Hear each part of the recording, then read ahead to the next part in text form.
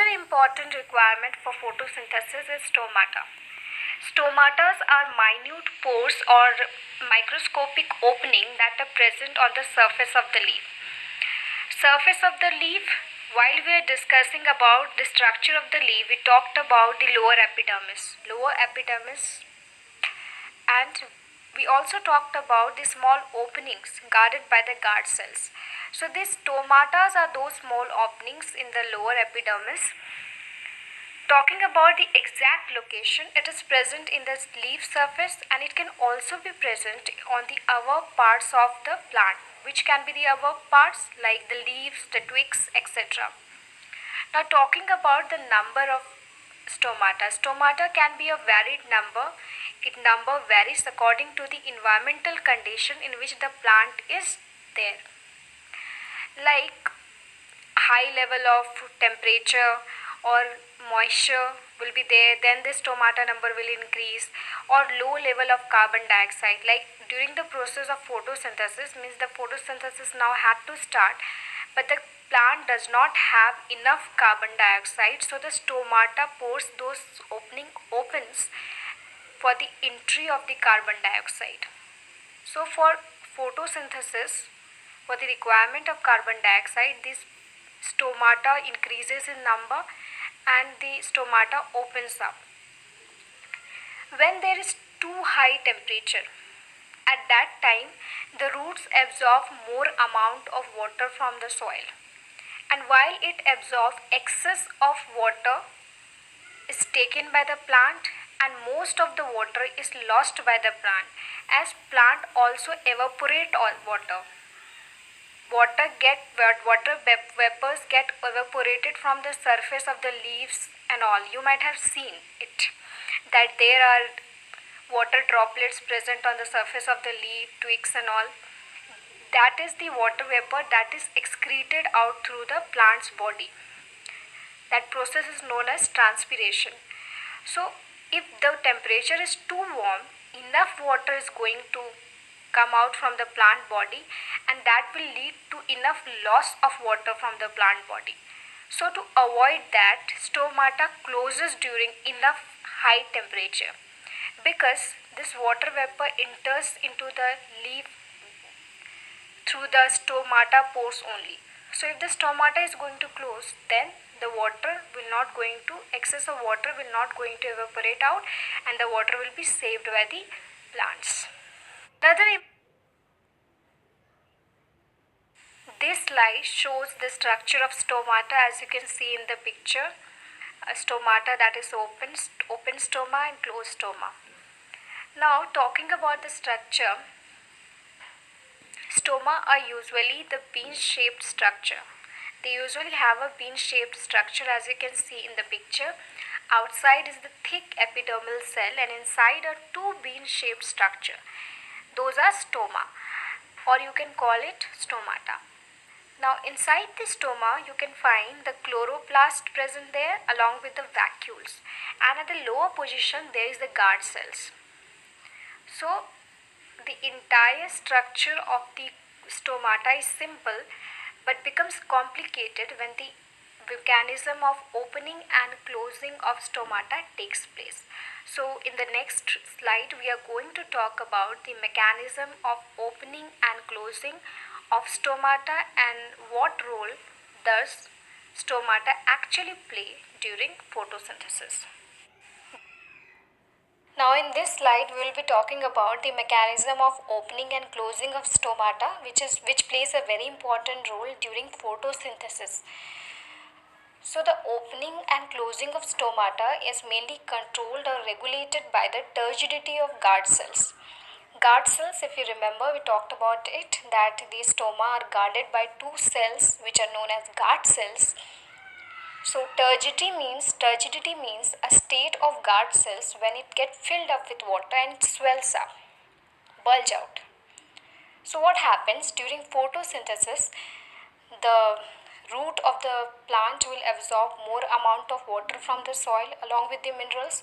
Now this water is going to be transported to the leaves, and it enters the leaf and then it enter into the stomata.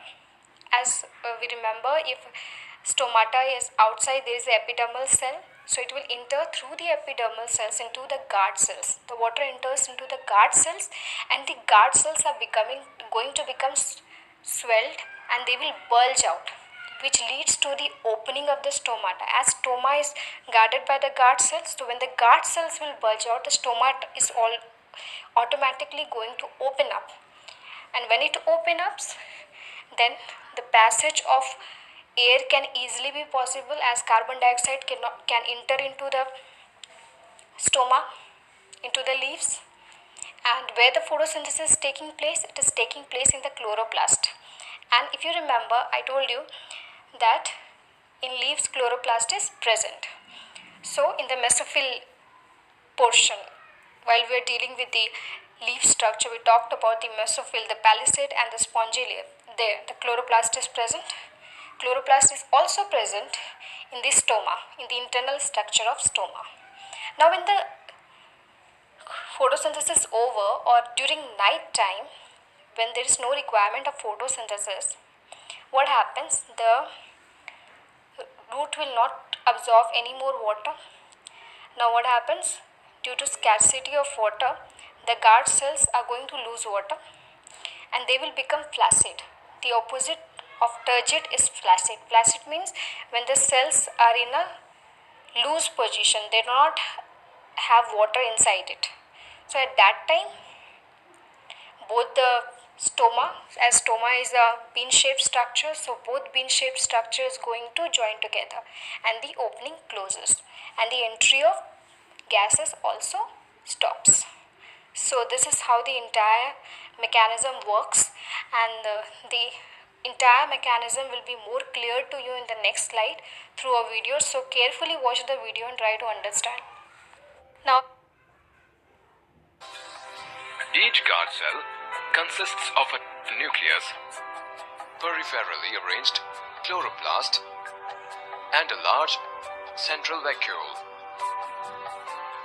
The turgidity of the guard cells control the opening and closing of stomata, which in turn regulate the loss of water from the leaves into the atmosphere. Water molecules from the surrounding epidermal cells enter into the guard cell and causes them to swell, and the stomatal pore opens up. Open stomata helps to absorb carbon dioxide from the atmosphere, which is used in the process of photosynthesis, and in return releases oxygen as the byproduct of photosynthesis. Exit of water molecules from the guard cells causes them to shrink, and the stomatal pore closes. Stomata leads to loss of water, so plants closes the stomata when carbon dioxide is not required for photosynthesis. Stomata even get closed during night when the process of photosynthesis stops and no gaseous exchange occurs. the previous slide and the video might have made you understand the mechanism of closing and opening of stomata. It is very important for the process of photosynthesis to take place. When the process of photosynthesis has to take place, the cells, the stomata undergoes turgidity and the stomata opening opens.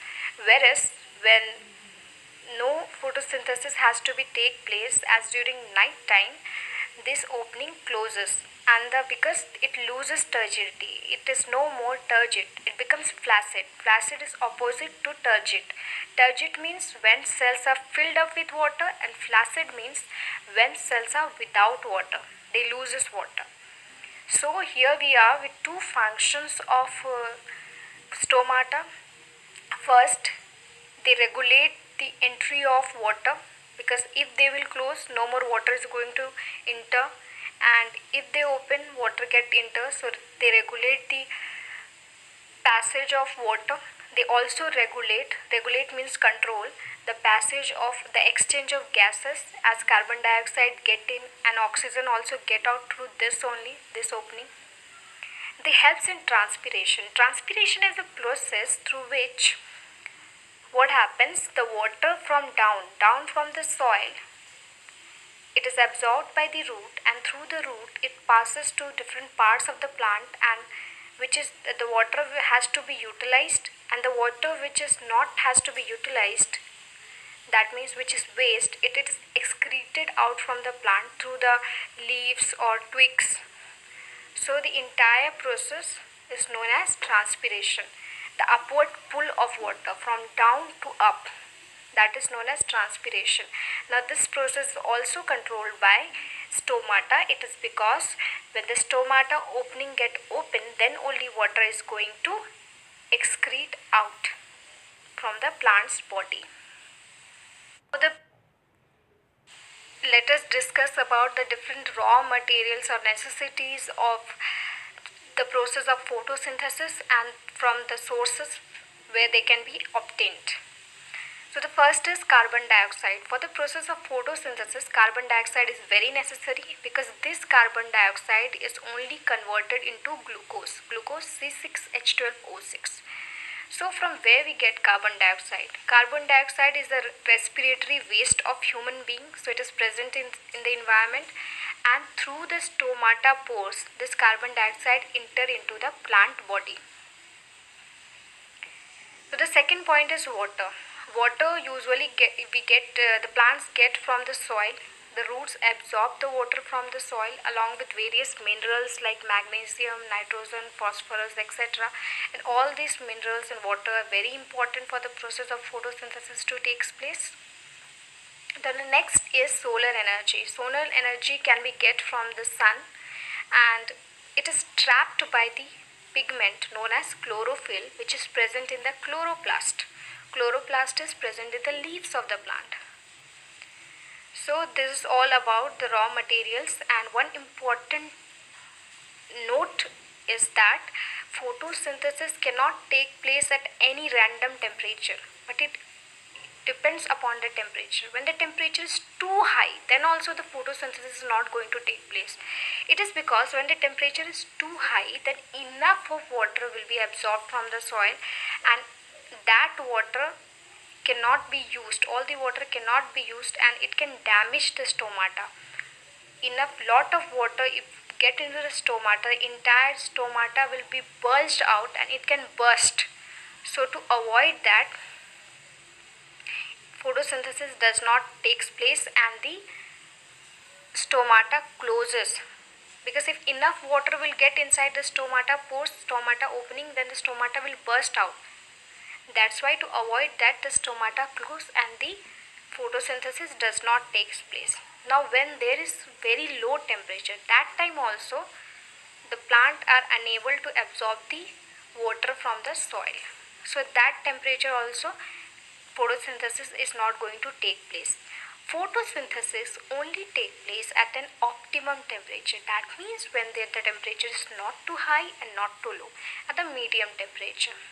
So this is all about today's lesson, and we will deal with further topics like factors of photosynthesis, significance of photosynthesis, and various experiments in the next class.